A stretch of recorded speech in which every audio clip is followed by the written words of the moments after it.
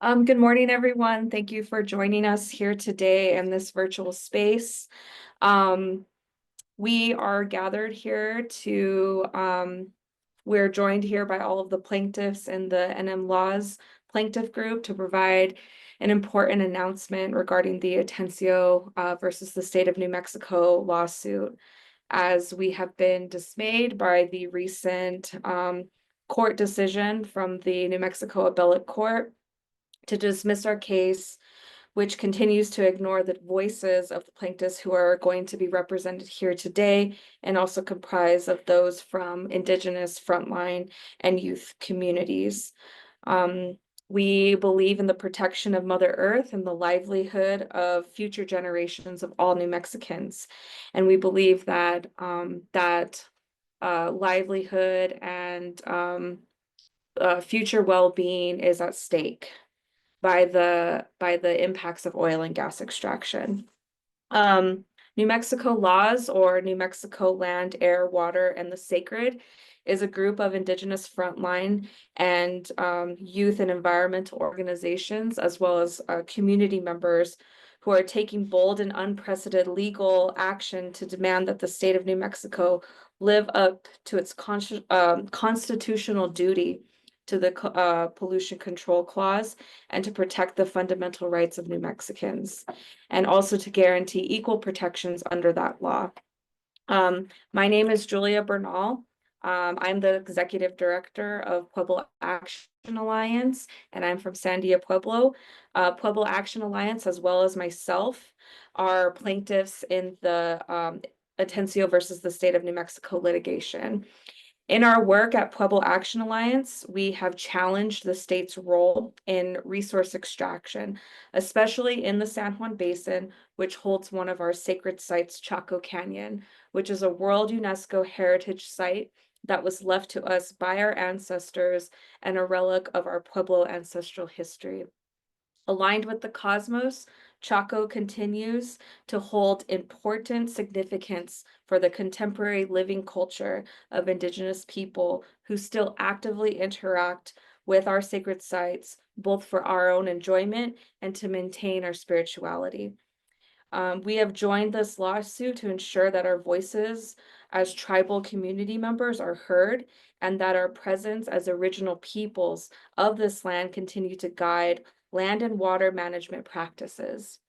At this moment in time, we as an organization and members of our respective Pueblo communities do not feel that our rights are being upheld or respected by the state, and so we must continue to intervene. Being a part of this plaintiff group of Indigenous, frontline, youth, and environmental organizations and community members, we invite our communities to see themselves in this lawsuit and remind them of our constitutional rights as New Mexicans and the state's constitutional duty to ensure that New Mexicans have clean air, clean water, clean soil, and a livable future. With this recent decision in the Court of Appeals dismissing our case, we have refiled under the state Supreme Court to keep fighting to have our day in court. From our position, the state has not yet addressed the harm that has been imposed on the plaintiff group, and we don't agree with the court's decision to dismiss our case, as our evidence proves harm done onto the plaintiffs and which hasn't been heard in court. As we continue to uphold the sacred responsibility to abide by our original instructions and live in balance with the natural world, we will continue with our plaintiff group to ensure that our voices are heard. And we are asking our respective communities to stand with us and support this effort. And with that, I am going to ask Daniel So to provide a statement. Daniel So is a former Navajo Nation Council delegate and a community member in the Greater Chaco region.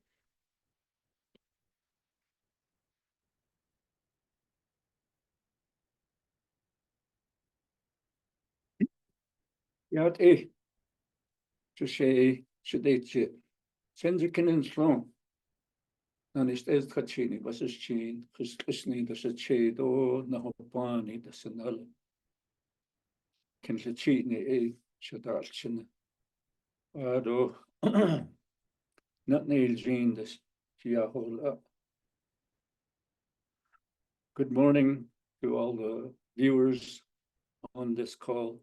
We ask that you listen carefully to what we've got to say,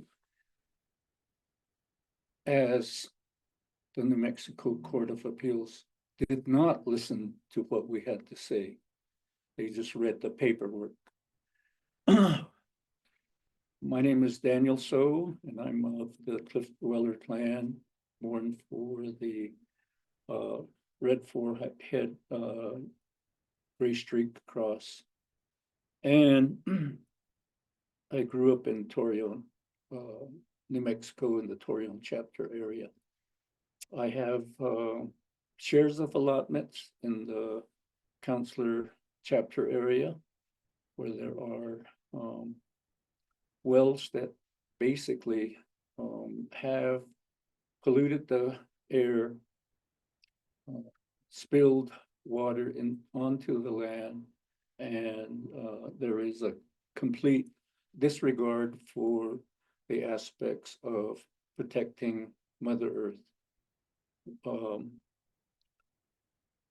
We've approached the New Mexico Environment Department to address some of our concerns, and we were deemed to not have standing, especially within regard to the processes that are established within the laws of the state of New Mexico.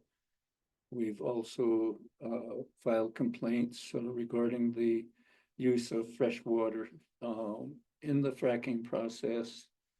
And so those continue to be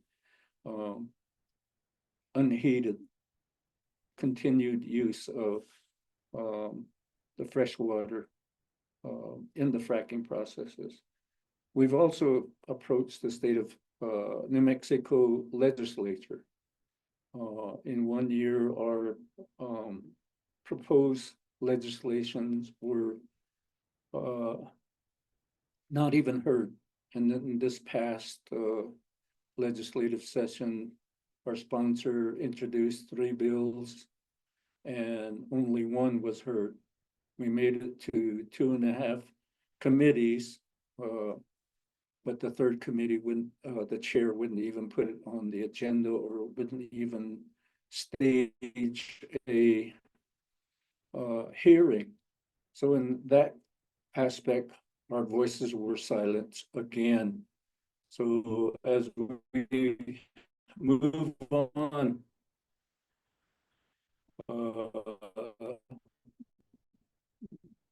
the New Mexico appeal, listen to the voices. Have standing. We know we have standing as determined by the amendments to the Constitution, where the citizens of New Mexico are guaranteed health and safety. So in that aspect, we are filing the appeal today, and we wish that the New Mexico Supreme Court does hear our voices, as it is important and a fundamental right to be heard, as we are dutifully citizens of the state of New Mexico. Thank you for listening to us.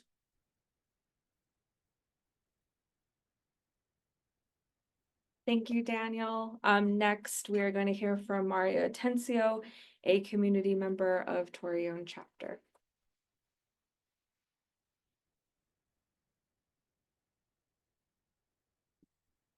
Ja, 실카실고 스케이도 시드네. 나 스케시네스노 호데치니 에이 바시스친 가네자네 다시 치.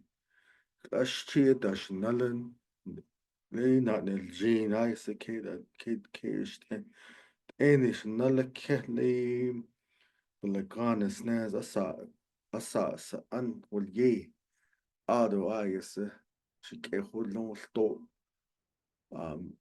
di ko di Kuronasko ya Abelakana Keho. Yashtkidores.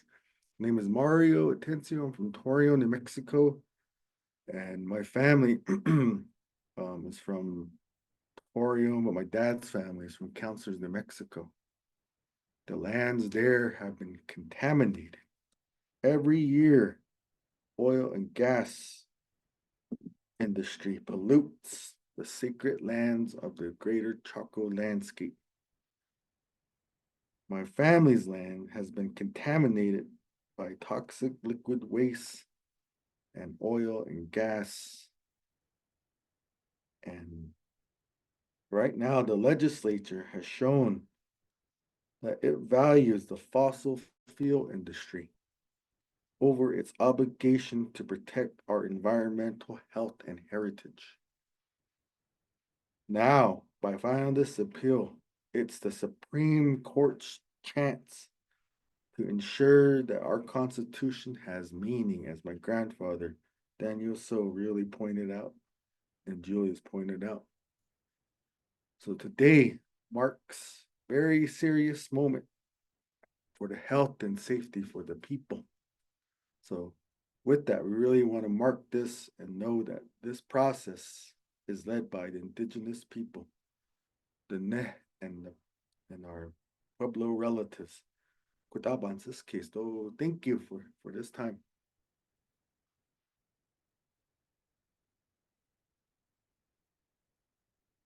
Thank you, Mario. And next we'll hear from Felicia Guillen, who is a member of YACA, or Youth United for Climate Crisis Action. Muy buenas tardes a todos. My name is Felicia Guillen, and today I'm here speaking on behalf of Youth United for Climate Crisis Action, also known as YACA. We are a youth-led organization fighting for climate justice and a livable future in the state of New Mexico and beyond. The New Mexico Constitution guarantees our right to clean air, water, land, and a livable future.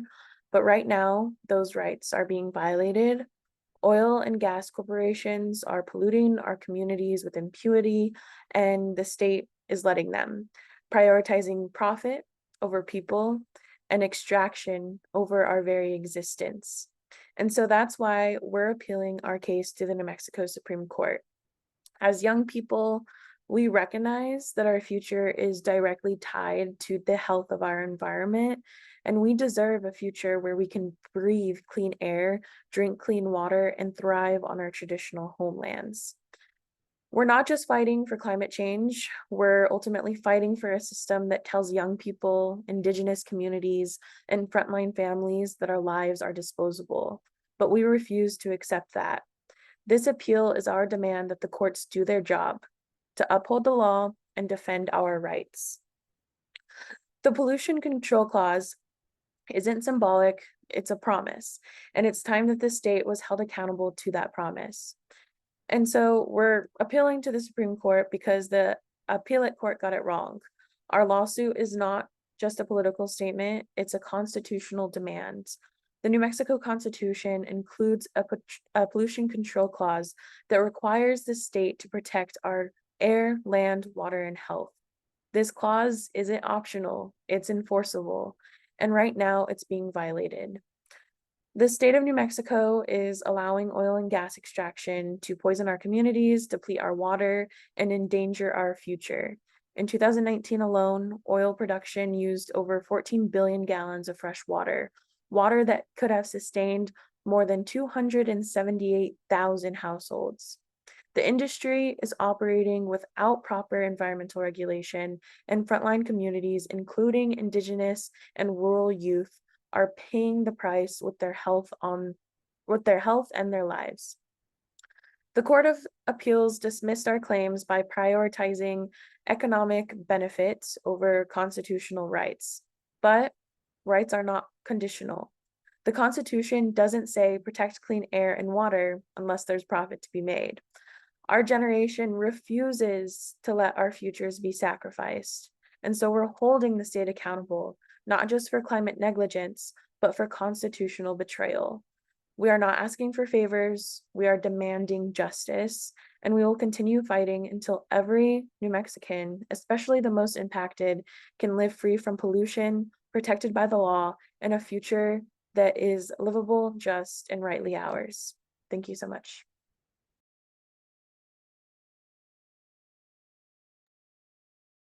Thank you, Felicia. And next, we're going to hear from Gail Evans, the New Mexico Climate Director and Senior Attorney at the Center for Biological Diversity.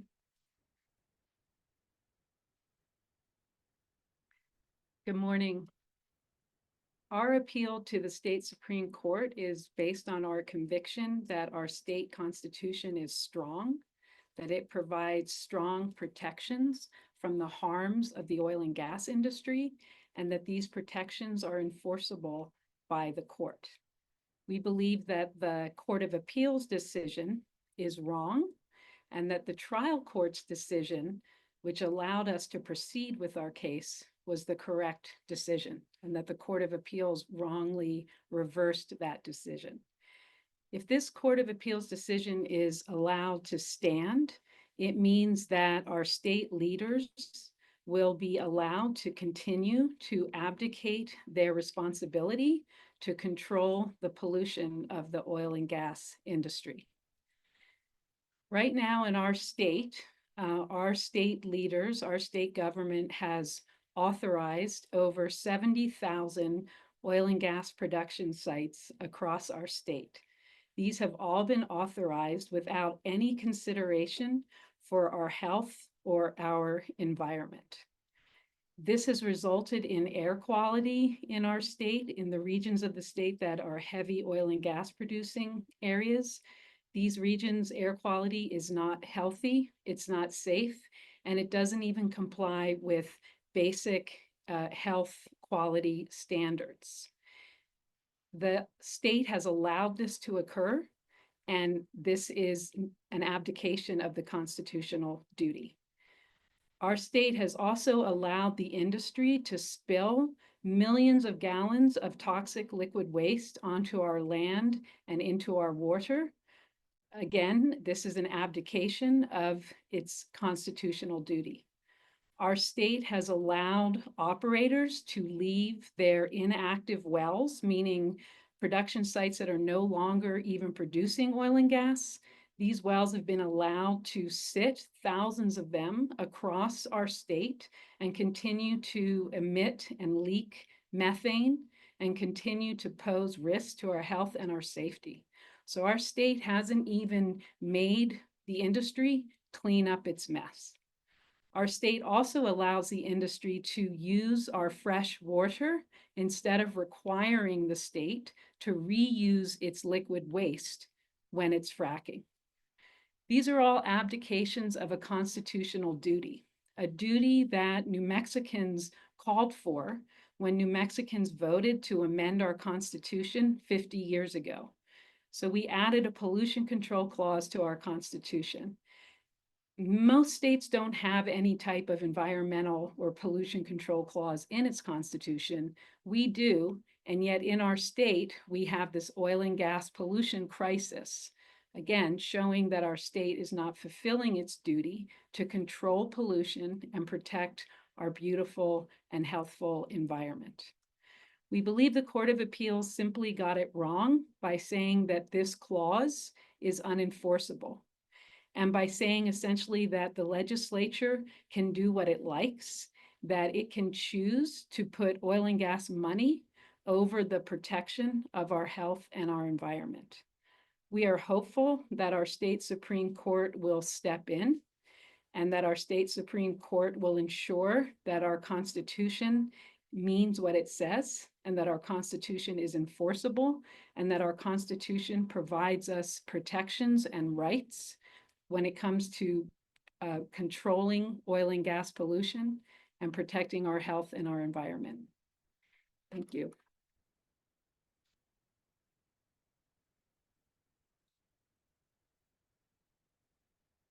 Thank you all for joining us and listening to the plaintiffs here at this virtual press conference. And if there are any questions from press, we can take those now.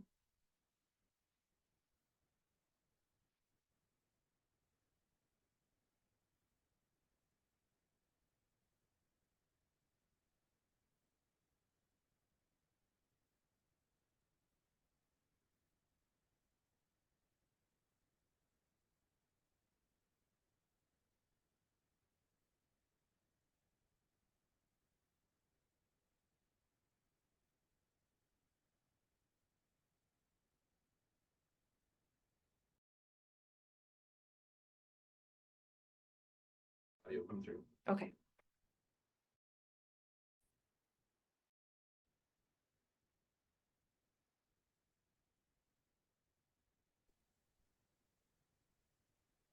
Hi, can you hear me? Yes. Great. Megan Gleason with the Albuquerque Journal here. A few folks mentioned wanting to see stricter enforcement regulations from the legislature and bills that have failed to pass in the past around this. If you were able to get some of those regulation bills through at the legislature, would you back down on this appeal in the lawsuit? Yeah, so I'll go ahead and direct that question to Gail here. Thank you. So while our case is pending, we are all continuing to fight for the world that we want to see. And what we want to see is that our state puts in place some meaningful enforcement measures. And certainly if the state were to put in place some basic measures like health and environmental considerations before authorizing more fracking, like putting in health buffer zones around schools to protect our children so that they're not poisoned from oil and gas pollution while they're at school, these would be steps in the right direction. These would be steps towards fulfilling their constitutional duty to control pollution. But you would still pursue the lawsuit? I believe Daniel, did you want to add something? I believe Daniel has something to add. Yes, thank you for the question. And our work, our advocacy continues. I've approached the members of the New Mexico Senate to continue looking at this safety of the children, most especially at Liebrook Elementary School. There are 11 wells within a mile of that school. Most harmful is 5 directly across the street. The parents and the students have basically stated in a legislative hearing on HB 35 that noxious gas smells pervade within the building, within the classrooms, and the children come home with headaches. And so those are some things that really put the young people at risk. And if we don't change, if we don't challenge the state, these young folks will have a life that is harmed by the inhalation of these noxious gases. And and right now, some of the students do carry around inhalers. And we've had statements by school personnel that they see these students carrying the inhalers and pull them out of their backpack. So those are some things that we continue to look at, and we wish that the powers that be right now within the legislature be keenly aware that when they do take the monies from the oil and gas industry, some of these benefits have to come back to the community. And basically there is the aspect of moving these wells farther away from the school facilities. I know in our area, and even farther into the metropolitan areas of Kirtland, Farmington, and Bloomfield, there are other schools that are affected, but because of the industry, what would you say, the great economy that exists from that industry keeps the people quiet. And so those are some things that I think by continuing with our complaint, and hopefully the Supreme Court will basically also look at that evidence that we've presented and listen to the experts that we had lined up to provide testimony in our case. Thank you. Thank you. Thank you, Daniel. And I believe we have one more question, and then we'll wrap up this press conference, and we'll also have a press release also distributed to you all. So if you have further questions, those media contacts will be on that press release.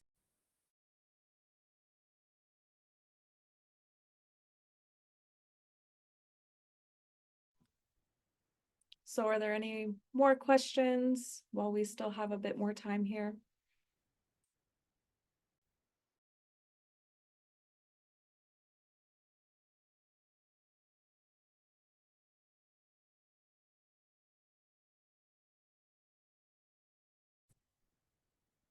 Hi, this is Morgan Lee with the Associated Press. Thanks for this opportunity. Could you just describe what would happen next? The Supreme Court it has to decide whether to take the case or not, and how do they weigh that decision? Just you know, kind of the dry procedural stuff. Thank you. I'll direct that question to Gail. Thank you. Yeah, thank you for the question. So we filed our petition for writ of certiorari this morning, and you're correct that the state Supreme Court now needs to decide whether to hear the case. And we're hopeful that the state Supreme Court will decide to hear the case, because this is a case of substantial public interest and importance, and the lower court did recognize that. And also because it's a constitutional question, and ultimately it is our state Supreme Court that is the final arbiter of the Constitution. And the state Supreme Court has never reviewed the pollution control clause. And the state Supreme Court has never had the opportunity to say what that clause means, and to determine that that clause is in fact enforceable and meaningful. So at this point, we're waiting. After we filed, like I said this morning, now the state has a chance to respond and to oppose having the state Supreme Court hear our case. And then after that, we expect a decision from the court as to whether they're going to actually take the appeal and hear the case.